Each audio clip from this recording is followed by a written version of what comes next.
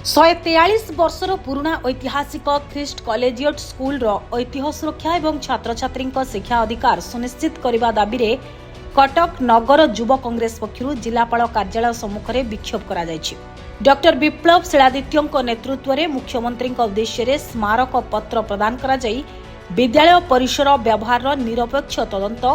ओडिया माध्यम छात्र छात्री स्वार्थ सुरक्षा एवं त्रुटिपूर्ण पाठ्य पुस्तकर समीक्षा करी संशोधित पुस्तक मागणारे बंटन करने को दावी करा आज आम मुख्यतः दुई गोटी दाबी लेकिन आसने जानी ओडिशार शिक्षा को लेकिन समग्र भारत वर्ष जो भाव चांचल्य सृष्टि कर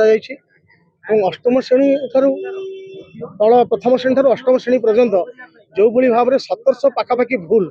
आपको पिला कौ भाव पढ़े और शिक्षक कौ भाव पिला को सचेतन कराइबे ता चिंतार विषय है जो माने दायी से दृढ़ कार्यानुष्ठान ग्रहण करवा एवं विशेषकर कटक सहर ऐतिह्य संपन्न विद्यालय बहुत पुराना विद्यालय ख्रीस्ट कलेजिएट स्कूल जो आम अच्छी पुराना माने ऐतिह्य संपन्न स्कूल ताकू जो स्तर प्रशासनिक स्तर में हो कि राजनैतिक स्तर में हो जो मैंने लीज को टेकी सेंट जेवियर स्कूल को कैंसल करा जाए दृढ़ कार्यानुष्ठान ग्रहण करने आज कांग्रेस तरफ युव कांग्रेस तरफ विप्लव शिलादित्य नेतृत्व में आम कलेक्टर को दाबी पत्र देवु यदि आसंता दिन में यह ठीक भाव में पर्यालोचना कर कार्यक्रम ग्रहण कर कांग्रेस राजरास्ता को ओह्लैब। देखो आज्ञा शिक्षार तो व्यवसायीकरण ऑलरेडी सरकार करूँ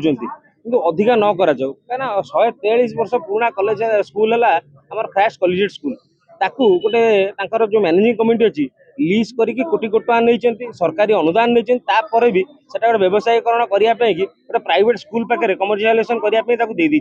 तेणुक सरकार पाखे आम यह नवेदन करने आज एक स्मारक पत्र द्वारा कि सरकार आदि तुरंत हस्तक्षेप करूँ और ये जो पुराना ऐतिह्य अच्छी संरक्षित करने जहाँ कार्य दरकार जहाँ स्टेप नवा कथा सरकार तुरंत नियंतु एवं ख्रीस्ट कलेजिएट स्कूल ऐतिह्य को केमती धूलिसार न करा जाऊ एटा ही आमर मुख्य दाबी।